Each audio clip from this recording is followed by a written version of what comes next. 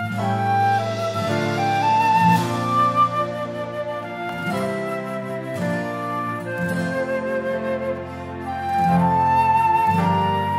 encontramos en estas porciones de los versículos ya mencionados. Encontramos dos clases de oración o dos tipos de oración. La oración para que el propósito de Dios se cumpla y la oración relacionada con la vida personal o la comunión íntima del hombre con Dios. Entonces, tenemos aquí en los registros de Daniel, nosotros vemos a Daniel. Él estaba orando y él recibió la visita del arcángel Gabriel. Y Gabriel vino hacia Daniel para darle entendimiento, para darle sabiduría, porque escuchó el trono de Dios, la oración que estaba haciendo Daniel. ¿Qué clase de oración estaba realizando Daniel? El capítulo 10, versículo 10 nos dice: he aquí una mano me tocó e hizo que me pusiese sobre mis rodillas y sobre las palmas de mis manos, y me dijo: Daniel, varón muy amado, está atento a las palabras que te hablaré y ponte de pie, porque a ti he sido enviado ahora. Mientras hablaba esto conmigo, me puse en pie temblando. Versículo 12. Entonces me dijo: Daniel, no temas, porque desde el primer día que dispusiste tu corazón a entender y a humillarte delante de la presencia de tu Dios, fueron oídas tus palabras. A causa de tus palabras, yo he venido. Mas el príncipe del reino de Persia se me opuso durante 21 días. Pero aquí Miguel, uno de los principales príncipes, vino a ayudarme y quedé con los reyes de Persia. Entonces, Daniel estaba orando. Él estaba orando en la hora del sacrificio de la tarde y él estaba orando por todo el pueblo que estaba cautivo bajo el imperio babilónico. Entonces Dios escuchó la oración de Daniel a favor de su pueblo, pero hubo obstáculos. Hermanos y hermanas, cuando la iglesia ora, no crea que las cosas van a suceder como haciendo sonar los dedos. Así iba a suceder las cosas. También cuando la tierra comienza a operar, comienza a ejercitar este ministerio, hay oposición. Encontramos aquí el príncipe del reino de Persia se me opuso por 21 días. ¿Qué nos muestra esto, queridos hermanos, queridas hermanas? Que hay resistencia. El enemigo de Dios, cuando escucha a la iglesia orar, atando y desatando,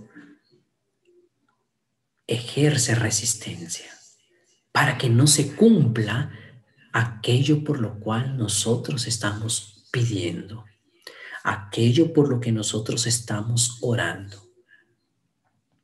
Por eso es importante que nosotros, cuando vemos delante del Señor como iglesia, cuando acudimos a las reuniones de oración, podamos hacer confesiones para que no haya ningún obstáculo. Hemos tratado ciclos anteriores respecto a las cosas que están escondidas en el corazón. Y es así que Dios quiere que nosotros quitemos de nuestro ser cualquier clase de impedimento.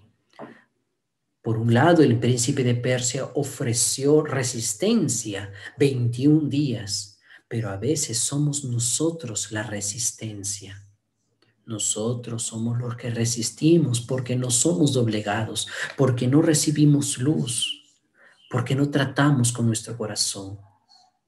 Entonces la iglesia sufre perjuicio. Y en Hechos capítulo 26, versículo 18, encontramos el propósito central del ministerio de oración de la iglesia, para que abras sus ojos, para que se conviertan de las tinieblas a la luz y de la potestad de Satanás a Dios, para que reciban. Amén. Cuando la iglesia ora con este objetivo, ora con este propósito, para que las personas reciban por la fe que es en Él el perdón de sus pecados y herencia entre los santificados.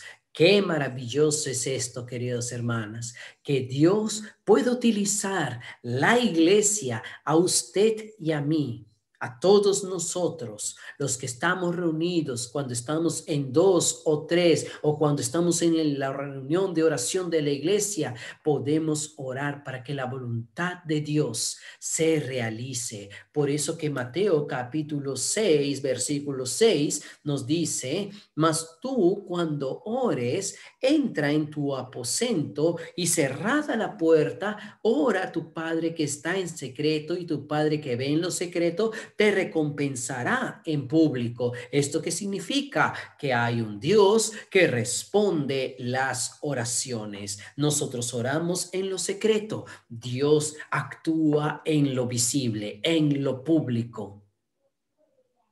Esta es la parte en la que nosotros buscamos una comunión íntima con Dios. Cuando habla de cerrada la puerta, ora a tu Padre que está en lo secreto, tiene dos aplicaciones aquí. Por un lado, es un lugar físico que usted puede reservar de acuerdo al lugar donde usted habita. Si tiene un cuarto en el cual usted puede dedicarlo allí para hacer la oración, sería genial. Pero a veces no todos contamos con espacios apropiados para ello. Entonces, ¿dónde es este lugar secreto? Este lugar secreto es nuestro espíritu, nuestro interior. Cuando nosotros nos volvemos al Señor con todo nuestro corazón, invocamos el nombre del Señor, confesamos nuestros pecados, nos limpiamos con la sangre del Señor, con la sangre de Cristo, cerramos la puerta al mundo, nos desconectamos del mundo y nosotros nos conectamos con Dios. Ese tiempo es muy valioso. Por eso dice: cuando ores, entra en tu aposento. Cuando ores, vuélvete al Espíritu. Cuando ores, ejercita tu espíritu. Nosotros fácilmente utilizamos nuestra mente para orar. Fácilmente utilizamos nuestras palabras para orar. Organizamos oraciones que quizás a los oídos de las personas son muy buenas, muy asombrosas, pero quizás Dios no siente que tiene un contenido real, porque es fruto quizás de nuestra mente, pero no de nuestro espíritu. Cuando ejercitamos nuestro espíritu, el espíritu fluye y Él pone palabras para que nosotros oremos. No necesitamos forzar, no necesitamos utilizar muletillas, no necesitamos hacer vanas repeticiones. Dios, a través de los ríos de agua viva, fluirá Y esta oración será espontánea. Mateo capítulo 18, versículo 18 nos dice, de cierto os digo que todo lo que atéis en la tierra será atado en el cielo, y todo lo que desatéis en la tierra será desatado en el cielo. Aquí vemos también la oración de la iglesia. De cierto os digo, Él está hablando, el Señor Jesús habla para un grupo de personas, no dice de cierto te digo, dice de cierto les digo o de cierto os digo, que todo lo que atéis, cuando nosotros oramos a Dios, cuando adoramos al Señor, cuando decimos, Señor, cumple tu propósito, trae tu reino. ¿Qué estamos haciendo? Estamos desatando. Estamos desatando en la práctica. Señor, no concuerdo con esta situación. No concuerdo con lo que estamos viviendo. Señor, tienes que hacer algo. Haz tu obra. Señor, mi papá, Señor, mi mamá necesitan conocerte. Entonces, ¿qué estamos haciendo? Estamos atando para que no actúen de forma suelta. Y nosotros de esa manera también desatamos los cielos para que hagan su voluntad en la vida de las personas. No es sencillamente atamos en el nombre de Jesús. No es tan sencillo así, que usted al decir atar, las cosas se atan. Necesitamos utilizar la palabra del Señor para ello. Necesitamos estar alineados al propósito de Dios para poder atar y para poder desatar. Hechos capítulo 1, versículo 14, encontramos allí la oración de la iglesia también. Todos estos perseveraban unánimes en oración y ruego. Nuevamente encontramos esta palabra, unánimes, una sola alma, un solo estado de ánimo. Todos estaban en una sola conexión. Todos estos perseveraban unánimes en oración y ruego, con las mujeres y con María, la madre de Jesús, y con sus hermanos. Entonces vemos que no solamente era un grupo pequeño, reducido de personas, sino que estaban allí un gran grupo de personas. Esta era la miniatura de la iglesia, una representación de la iglesia, y todos ellos, ¿cómo vivían? Orando, perseverando en la oración y en las rogativas, perseverando en estas cosas. Amados hermanos, amadas hermanas, nosotros necesitamos también que la iglesia persevere en la oración. Y Mateo capítulo 26, desde el versículo 36 hasta el 46, encontramos la oración del Señor Jesús. Por un lado, era una comunión íntima que el Señor tenía con el Padre. Pero esa comunión íntima, por un lado, Él exponía su condición, cómo se encontraba. Por eso es importante, queridos hermanos, que nosotros podamos también ser genuinos, ser honestos cuando oramos a Dios. Ser sinceros. A veces nosotros no tenemos fuerza para orar. Y nos esforzamos, pensamos, queremos cavilar algunas ideas, palabras, y no salen. Entonces es importante que en ese momento digamos, Señor, no puedo orar. Señor, no tengo ganas de orar, no sé qué me está pasando. El Señor Jesús abrió su corazón y Él les dijo a sus discípulos, mi alma está triste hasta la muerte. Quédense aquí conmigo y velen conmigo, vamos a orar juntos. El Señor estaba triste, estaba muy mal el semblante. Y cuando Él fue a orar, las palabras que Él dice es, Padre mío, si fuese posible, pase de mí sino como tú. Aún ese dolor, Él fue honesto. Señor, me causa dolor. No quisiera tomar esta copa. Si fuese posible, pasa de mí, Señor. No quiero beber la copa de la maldición, porque lo que Él traía en sí era el juicio de Dios sobre su vida. Estar separado del Padre durante esas horas.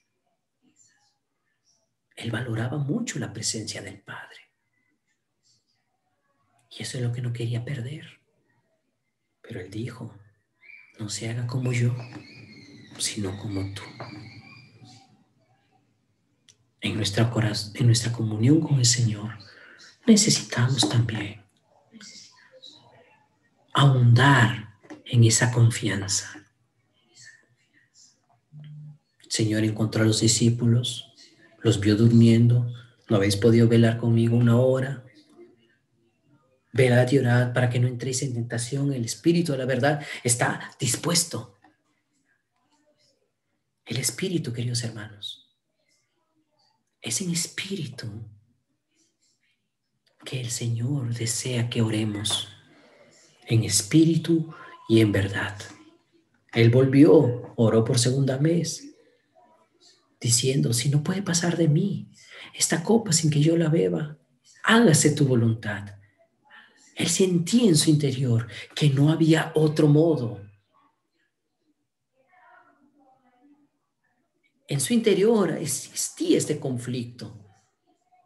Por un lado, esa es la comunión personal que uno tiene con Dios, pero por otro lado, es la carga que Dios coloca en nuestros corazones para poder orar. ¿Qué es lo que estaba diciendo el Señor al Padre? No sea como yo quiero, sea como tú quieres. Haz tu voluntad, Padre. Haz tu voluntad, Señor.